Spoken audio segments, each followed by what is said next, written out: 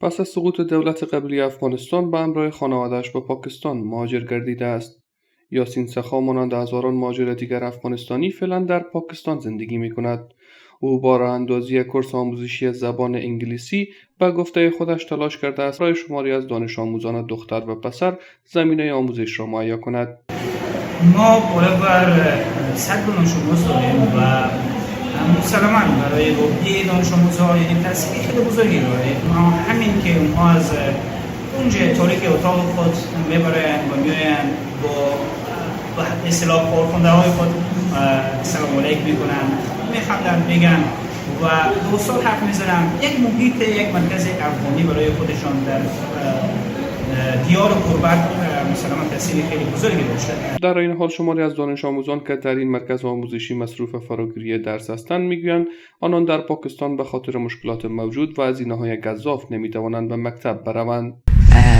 من یک سال میشه پاکستان آمدم به خاطر زبان یاد نداشتم و هزینه خیلی زیاد بود، نتونستم مکتب برم. یک سال مکتب محروم شدم. حالا آمدم کورس چون انگلیسی به هر جا به درد میخوره. بر اساس گزارش‌های سازمان بین‌المللی مهاجرت یا IOM در سالهای 2021 و 2022 حدود 3.6 میلیون افغان به کشورهای مختلف مهاجرت کردند. از این میان حدود 1.8 میلیون تن به پاکستان مهاجرت کردند.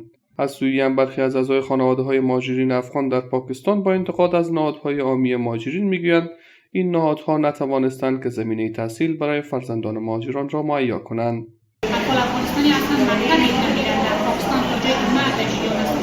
فقط اون کسایی مکتب میرن که ما چند سال قبل آمدن نه دیگه 2 سال است. دلته چې کوم افغان مهاجرین راغلي دغه یعنی یو که یا دوه یا درې کسان چې دي خامخا هر فامیل 3 یا 4 کوچنیان دي. نو دلته د مکتبونو څخه محروم پاتې کېږي. زما هیله دا ده چې ټول افغان مهاجرینو چې په ځانګړي پاکستان ته راغلي دي د هغوی ماشومان وکړل شي چې په ښوونځي کې داخله. همچنان شماری از خانواده‌ها معتقدند که فرزندانشان پس از مهاجرت بیش از حد در بازی‌های آنلاین و شبکه‌های اجتماعی وقت می‌گذرانند که به نظر روانشناسان این موضوع می‌تواند به مشکلات روحی و روانی منجر شود.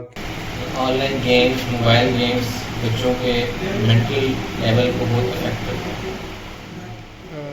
زیاد بازی کردن گیم های آنلاین از نظر روانی می تواند بالای اطفال تاثیرات بدی بگذارد و باعث گردد که در رفتار آنان با فامیل و دوستان تغییرات ایجاد گردد و کمتر به درس و غذای خود توجه کنند.